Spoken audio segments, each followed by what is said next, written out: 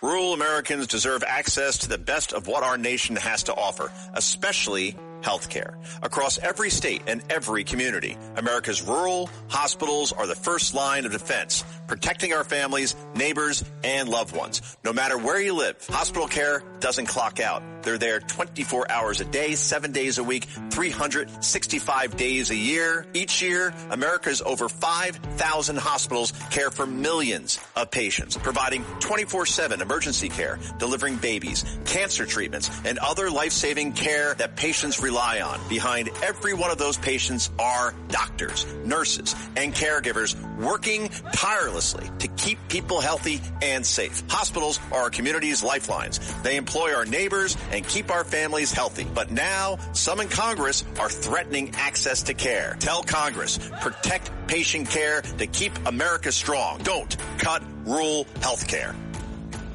Listen, all you New Yorkers. Taxi. This is the 77 WABC minicast. Anyway, that's the world for you. Broken and fallen. We do what we can, what we must, to fight it. We hopefully live we live a Christ-inspired life, right? And then again, you gotta let God take care of the rest. He has this figured out. The world is broken and fallen and all fouled up. And that's the way it is. However, he steps in it just in the nick of time and can make everything amazing, right? So I don't really like the tariff issue. I don't go to bed or think about tariffs all that much, and tariffs and trade. And it was a huge debate over it right when President Trump got in there. However, the damn Supreme Court, no island of sanity whatsoever, just stuck it to Trump big time. You know, the tariffs he imposed, well, they just said that they're illegal. A 6-3 decision. And guess who was leading the charge against Trump? Yep, John Roberts. You know, John Roberts and Elena Kagan and Sotomayor, Ketanji Brown Jackson, Neil Gorsuch, and Amy Coney Barrett. This man put you on the court. You know, this was... I know they're supposed to rule on the merits and stuff like that, but often they don't, especially Roberts, especially John Roberts. What a load that guy is. Clarence Thomas, Samuel Alito, Brett Kavanaugh. All right, what is the heart of the matter? This stuff gets a little bit in the weeds. From Samuel Chamberlain, I like him. The Supreme Court ruled Friday that President Trump cannot use emergency powers to impose sweeping tariffs on foreign imports, leaving the White House facing the prospect of paying back tens of billions of dollars to traders. In a 6-3 vote, the justices found that the International Emergency Economic Powers Act, which Trump used to apply broad across-the-board levies, including a 10% baseline rate and additional tariffs on America's three biggest trading partners over the shipping of fentanyl to the U.S., does not authorize the imposition of duties. You know what I'm going to do? I'm going to grab the opinion. I'm going to grab the opinion as written by the majority, John Roberts. And I notice when he writes about things, it's like a foreign language. Oh, they make it complicated on purpose so that the people can't figure it out. Oh, I guess you got to be an expert. I guess you got to be a judge or something. I guess you got to be a lawyer. I guess you got to be. No, that's not what our founding fathers had in mind. If you read the truly conservative justices and their rulings, whether they're in the majority or the dissent, it's plain English. You listen to the hearings, by the way, they get totally off the wall. And that's on purpose. That is on purpose to fool and deceive, and also kind of an ego trip to make them think that they have this, rare talent. Chief Justice Roberts wrote the majority opinion, joined by Amy Coney Barrett and Neil Gorsuch. Yeah, Amy Coney Barrett, what is up her? You know what? What is up with her? What am I talking about? Did anybody see that nasty look that she gave President Trump last year? I mean, she glared at him. She hates him. I don't know what the hell happened. Or maybe she just listens to the fake news. I can see that. People who, take in and digest the fake news, Because, well, why would you disagree with that? I mean, after all, it's network news. It's Walter Cronkite. It's Peter Jennings. It's Frank Reynolds. It's John Chancellor. No, those guys are long gone and dead. And, oh, by the way, they weren't all that hot when they were around. Especially Walter Cronkite, the sailing buddy of JFK. Those guys used to go frolicking around Hyannisport together. The 6-3 vote? Goodness gracious. Ketanji Brown Jackson, Elena Kagan, Sonia Sotomayor. In his opinion, Roberts noted that the lengthy list of powers articulated by the EEPA does not include any mention of tariffs or duties.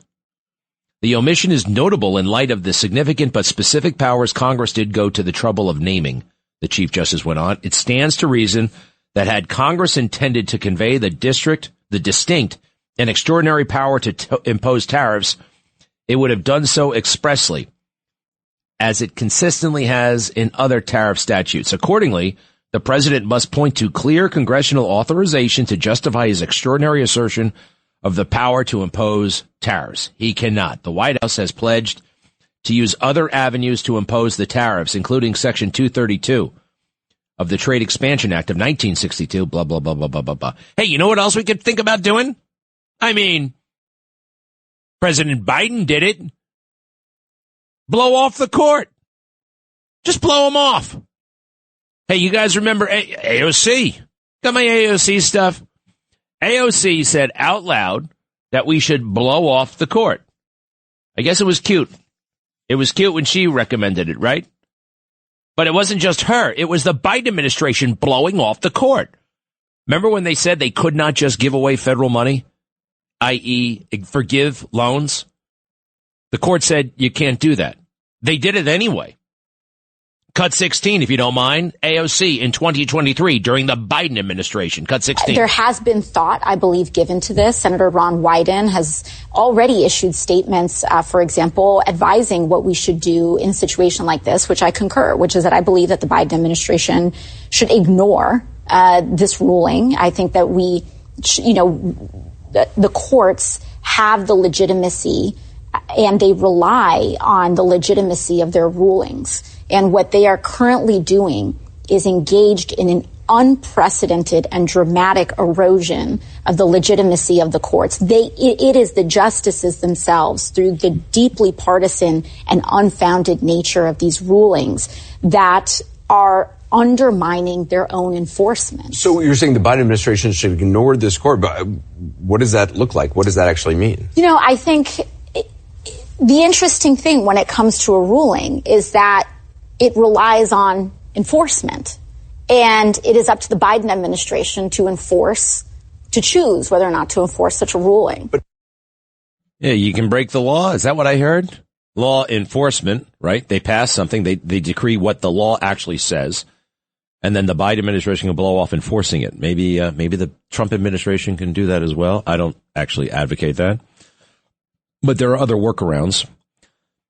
Among the levies affected by the ruling are the 10% baseline tariffs and all U.S. trading partners that Trump announced on Liberation Day in April 2025. Also affected are duties of 10%, 25%, and 35% on goods from China, Mexico, and Canada, respectively, imposed in a bid to persuade those countries to crack down on fentanyl trafficking. What's wrong? What's wrong, Chief Justice Roberts? I wonder if he has kids. I wonder, what? Is there drug? Are they upset about not getting enough? No, I don't know if they're doing drugs or not. They're people like everybody else, although there are individuals who have some interesting theories about John Roberts. I don't share them, but they are interesting. All right. What does this really mean? What's going to happen next? I think I'm going to get my friend Joe DeGeneva on the phone, right? Former U.S. attorney, fully aware of the corruption of the deep state and the swamp, and even at times the Supreme Court. Be right back. Rural Americans deserve access to the best of what our nation has to offer, especially health care. Across every state and every community, America's rural hospitals are the first line of defense, protecting our families, neighbors, and loved ones. No matter where you live, hospital care doesn't clock out. They're there 24 hours a day, 7 days a week, 365 days a year. Each year, America's over 5,000 hospitals care for millions of patients, providing 24/7 emergency care, delivering babies, cancer treatments, and other life-saving care that patients rely on. Behind every one of those patients are doctors, nurses, and caregivers working tirelessly to keep people healthy and safe. Hospitals are our community's lifelines. They employ our neighbors and keep our families healthy. But now, some in Congress are threatening access to care. Tell Congress, protect patient care to keep America strong. Don't cut rural health care.